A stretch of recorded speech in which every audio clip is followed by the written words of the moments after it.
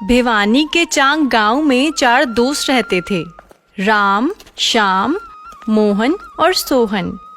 चारों मिलजुल कर रहते थे। किसी को भी कोई भी जरूरत होती तो मिलजुल कर सब एक दूसरे के काम आते। उनकी यारी के चर्चे अगल बगल के गांव में भी एक दूसरे करते। लोग बताते कि देखो, अलग अलग होने के बावजूद भी एक दूसरे के साथ कैसे रहते हैं, एक दूसरे की मदद करते हैं।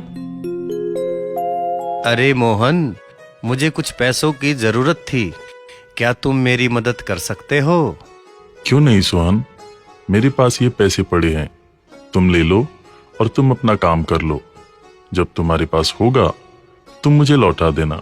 धन्यवाद मित्र। उन सभी के घर के पास एक पीपल का पेड़ था। उस पीपल के पेड़ के नीचे चारों अक्सर मिला करते और बातें किया करते और हंसी मजाक करके चारों अपने वक्त को और भी अच्छा बनाते थे। अरे श्याम, तुम कल क्यों नहीं आए थे? हम सब तुम्हारा इंतजार कर रहे थे। अरे क्या बताऊं, कल कुछ काम आ गया था और तुम्हारी भाभी ने मुझे बाजार भेज दिया। इसी कारण से मैं कल नहीं आ पाया। खैर, मिस तो मैंने भी तुम लोगों को कल बहुत किया।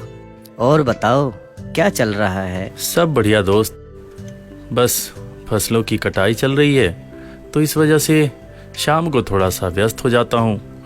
बाकी दोपहर में तुम लोगों से मुलाकात हो जाती है तो अपना भी मूड बहुत अच्छा हो जाता है। इस तरह से उन चारों की जिंदगी बहुत अच्छे से बीत रही थी।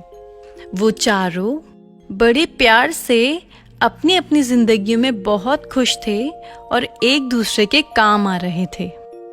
सोहन की बिटिया मीना की शादी कुछ दिनों बाद थी।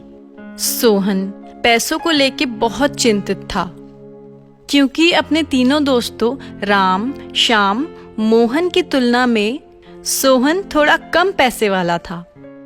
इसलिए वो सोच रहा था, मुझे पैसे का इंतजाम कैसे करना पड़ेगा, क्या करूं? यही सोच सोच करके वो थोड़ा परेशान था। सोहन अपने घर के पास एक जंगल में एक दिन गया और जंगल में पेड़ के नीचे बैठकर एक दिन वो सोच रहा था, अरे प्रभु, क्या होगा, कैसे होगा, पैसे कहाँ से आएंगे? मैं किसी से उधार भी तो नहीं मांगना चाहता। अब ईश्वर जाने वो मेरी प्रतिष्ठा, मेरा मान कैसे रखेगा। बिटिया मीना की शादी कैसे होगी?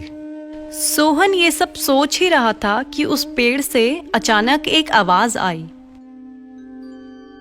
सोहन, मैं एक जादुई वृक्ष हूं। तुम जो भी बातें उस वक्त से सोच रहे थे, मैं वो सारी बातें जान गया हूं। मुझे तुम पे बहुत दया आ रही है। सोहन, मैं आज तुमको एक बात बताने जा रहा हूं, जिसे तुम ध्यान से सुनो। तुम अगर मेरी जड़ के पास थोड़े से पैसे लाकर रखोगे तो वो पैसे 2 गुने हो जाएंगे। मैं एक जादुई पेड़ हूं। मैं ये बात सिर्फ तुम्हारी मदद करने के लिए बता रहा हूं, लेकिन ध्यान रखना, आवश्यकता से अधिक अगर तुम पैसे बनाना चाहोगे तो मैं सूख जाऊंगा, ऐसा मुझे श्राप है। सोहन की खुशी का ठिकाना न रहा। वो घर गया और थोड़े से पैसे जो उसने बचा रखे थे, वो पैसे लाकर सोहन ने उस पेड़ की जड़ के पास रख दिए।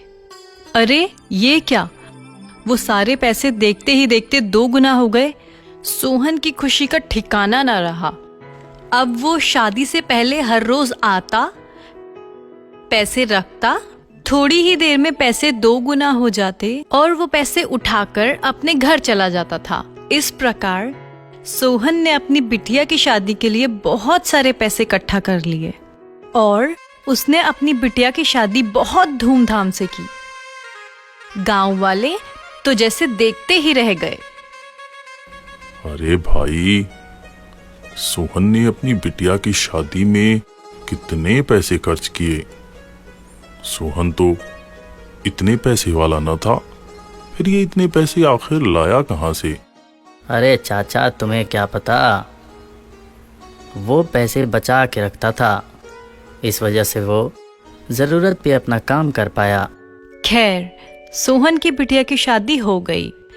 फिर उसके बाद वही पुराना रूटीन। चारों दोस्त उसी पेड़ के नीचे एक दिन मिले। फिर दोस्तों ने भी उत्सुकता से पूछा, अरे सोहन, तुमने तो अपनी बिटिया की शादी में बड़े पैसे खर्च किए, बढ़िया तरीके से अपनी बिटिया की शादी की। तुम्हारे पास इतने पैसे कहाँ से आए? दोस्तों, मैं तुमको एक बात बता रहा हूँ। ये बात किसी को मत बताना, बस अपने तक सीमित रखना। क्या बात है, बताओ, हम किसी से नहीं कहेंगे। देखो, मेरे घर के पास जो जंगल है वहाँ एक पेड़ है। वो एक जादुई पेड़ है। उस पेड़ के पास पैसे रखने पर वो दुगने हो जाते हैं। मगर यदि कोई अमीर बनने की इच्छा से उस पेड़ के पास जाए और उस पेड़ का दुरुपयोग करे या करना चाहे तो वो पेड़ सूख जाएगा। ऐसा मुझे उसी पेड़ ने बताया। अगर अब तुम लोगों को भी कोई ज़रूरत पड़े तो तुम लोग ऐसा करके अपनी ज़रूरतों को पूरा कर सकते हो। इस बात को सुन के शाम के मन का शैतान जाग गया और उसने सोचा, मैं उस पेड़ से बहुत सारे पैसे बनाऊंगा और अपने दोस्तों में मैं सबसे ज्यादा अमीर हो जाऊंगा। शाम अगले दिन बिना किसी को बताए अपने घर के सारे पैसे उठाकर उस पेड़ के नीचे चला गया और उसने वो पैसे उस पेड़ के नीचे रख दिए। और जैसे ही उसने पैसे पेड़ के नीचे रखे, वो पेड़ सूख गया। उस पेड़ के सूख जाने पर शाम वहां बुरी तरह से परेशान हो गया। इतने में उसके तीनों ही दोस्त वहां आ गए। अरे श्याम, तुमने ये क्या किया? तुम्हें तो कोई जरूरत नहीं थी। तुमने फिर यहाँ पर पैसे क्यों रखे? इस पेड़ को तुमने क्यों सुखाया? हाँ हाँ श्याम, बोलो, बोलते क्यों नहीं हो? साथियों, मुझसे बहुत बड़ी गलती हो गई। मैं अमीर बनने के इरादे से इस पेड़ के पास आया था। ये पेड़ तो सूख ही गया। मैंने तो तुमसे पहले ही कहा था, अगर तुम इसका मिसयूज करोगे तो ये पेड़ सूख जाएगा। बच्चों, हमें अपने जीवन में कभी भी लालच नहीं करना चाहिए और कभी भी अगर जरूरत ना हो तो किसी से मदद के बारे में सोचना नहीं चाहिए और छल नहीं करना चाहिए। छल से ली गई मदद कभी भी सफलता नहीं देती और हमें जीवन में किसी भी चीज का दुरुपयोग नहीं करना चाहिए। करना तो दूर, सोचना भी नहीं चाहिए।